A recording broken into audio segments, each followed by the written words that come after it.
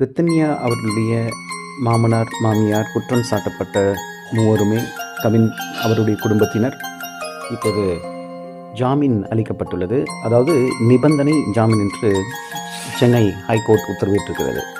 அதன்படி திருப்பூர் காவல் நிலையத்தில் அவர்கள் பாஸ்போர்ட்டை ஒப்படைக்க வேண்டும். காலை மாலை இரு வேளை அவர்கள் அங்கே போலீஸ் ஸ்டேஷனில் அவர்கள் ரிப்போர்ட் கொடுக்க வேண்டும். மேலும் குற்றம் சாட்டப்பட்ட மூவரும் எந்த சாட்சியங்களையும் கலைக்கக்கூடாது என்று நிபந்தனை விதித்துள்ளது நீதிமன்றம். இது ஒரு நல்ல விஷயந்தான். ஆனால் அவர்களுக்கு நீதி கிடைக்க வேண்டும். பிரித்தன்யா அவர்களுடைய இந்த மரணத்திற்கு ஒரு நியாயம் கிடைக்க வேண்டும்.